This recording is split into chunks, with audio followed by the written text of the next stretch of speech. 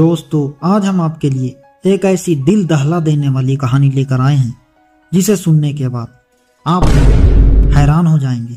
आपके भी रोंगटे खड़े हो जाएंगे, आप भी कांप उठेंगे कि आखिर ऐसा कैसे हो सकता है। आखिर कोई एक इंसान ये सब चीज कैसे कर सकता है। तो वीडियो में बने रहें। आप सबको मेरा प्रणाम, नमस्कार, सलाम वालेकुम, सत श्री अकाल दोस्तों। लेकिन इस कहानी को सुनने के बाद आप ये भी जान जाएंगे कि कातिल कितना भी होशियार क्यों ना हो, एक न एक दिन उसे उसके गुनाहों की सजा मिल ही जाती है। अपनों का कत्ल करके वो घर में ही गाड़ देता था लाशें।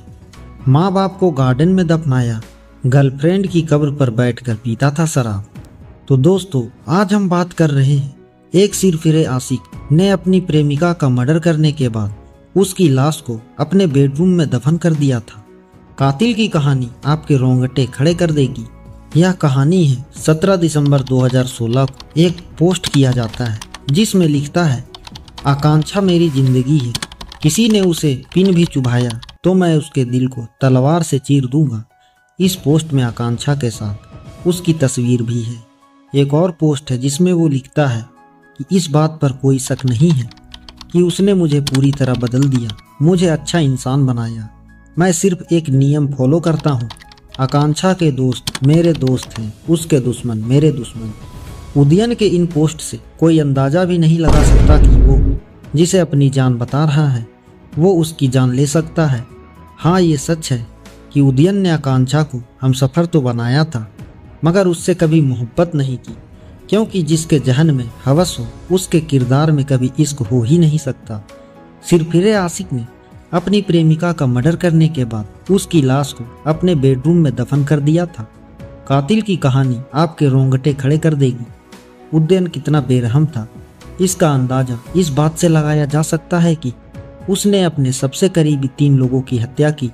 माँ बाप के इकलौती औलाद उनकी मौत की वजह बनी। वही जिस गर्लफ्रेंड को वो बीवी बनाने का दावा करता था उसने उसे भी नहीं बख्शा। ये बात है साल 2007 की। दोस्ती कब प्यार में बदल गई इसका पता ही नहीं चला। पश्चिम बंगाल के बांकुरा की रहने वाली आकांक्षा उर्फ श्वेता बेहद ही खूबसूरत थी। वह बहुत मिलनसार लड़की थी। उसी साल यानी 2007 में उसकी मुलाकात सोशल मीडिया के जरिए उदयन नाम के लड़के से हुई। दोनों की दोस्ती कब प्यार में बदल गई पता ही नहीं चला। सोशल मीडिया से शुरू हुआ ये रिश्ता मुलाकातों और लंबी बातचीत में बदल गया। यह क्रम 7 साल तक ऐसे ही चलता रहा। ऐसा लग रहा था मानो आकांक्षा उदयन के प्यार में पागल हो गई है। वह उसे किसी भी कीमत पर खोना नहीं चाहती थी। इसीलिए उन्होंने अपनी जिंदगी का एक बहुत बड़ा फैसला लिया। जून 2016 में उदयन के साथ रहने लगी। उस साल वह अपने परिवार से यह कहकर सीधे भोपाल उदयन के पास आ गई कि उसे नौकरी मिल जाएगी। वह वहां से साकेत नगर में उदयन के साथ रहने लगी। लेकिन इस दौरान उसने अपने परिवार को बताया कि वह अमेरिका में काम कर रही है। उसकी बात से परिवार वाले काफ़ी खुश हुए। उन्हें लगा कि आकांक्षा ने बड़ी सफलता हासिल की है, लेकिन उन्हें इस बात का अंदाज़ा नहीं था कि उनकी बेटी के साथ क्या होने वाला है। तभी अचानक आकांक्षा ने अपने परिवार से बात करना बंद कर दिया। परिजनों ने काफ़ी प्रयास किया लेकिन कुछ पता नहीं चल सका। इसके बाद आकांक्षा के भाई ने उसका नंबर ट्रेस किया तो उसकी लोकेशन भोपाल में मिली। जब उसके परिवार को शक हुआ तो वो आकांक्षा भोपाल में उदयन के साथ रह रही है। जब उसके परिवार को शक हुआ कि आकांक्षा भोपाल में उदयन के साथ रह रही है, अब घर वालों को उसकी चिंता सताने लगी।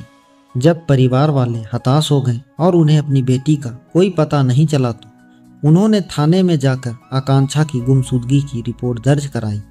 पुलिस मामले की गंभीरता को समझते हुए बांकुरा पुलिस टीम तुरंत भोपाल आई, लेकिन उन्हें कुछ नहीं मिला। फिर भोपाल पुलिस की मदद ली गई और जांच आगे बढ़ी तो पूरे मामले का सनसनीखेज खुलासा।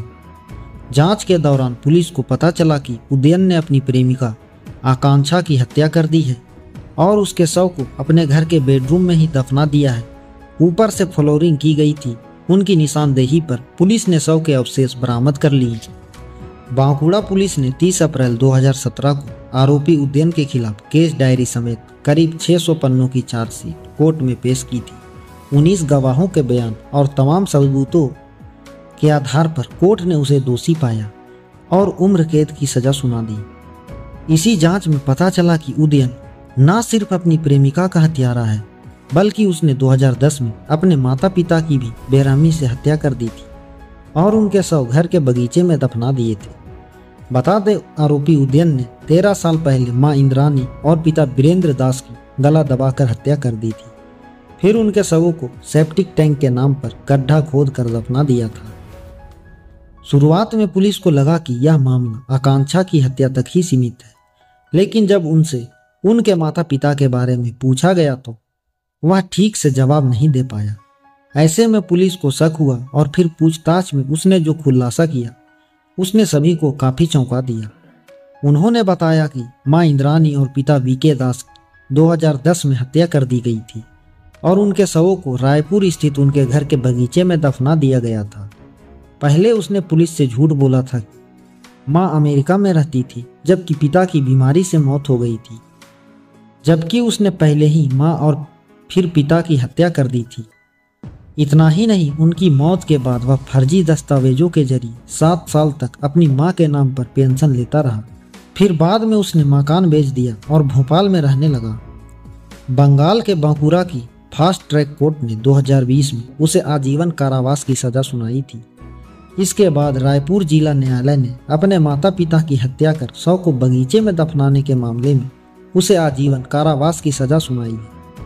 उदयन दास अब पश्चिम बंगाल की एक जेल में आजीवन कारावास की सजा काट रहा है। तो दोस्तों, आपको आज की हमारी दी गई जानकारी कैसी लगी? अगर आप ऐसे ही क्राइम की स्टोरी सुनने में दिलचस्पी रखते हो तो आप हमारे चैनल को सब्सक्राइब करके बेल नोटिफिकेशन को ऑन कर लें, ताकि हमारी वीडियो की नोटिफिकेशन आपको मिलती रहे। वीडियो को लाइक करें और कमेंट में अपनी राय जरूर दें। आप लोग मुझे इंस्टाग्राम पे भी फॉलो कर सकते हैं, डिस्क्रिप्शन में उसका लिंक दिया हुआ है। आप सभी का धन्यवाद।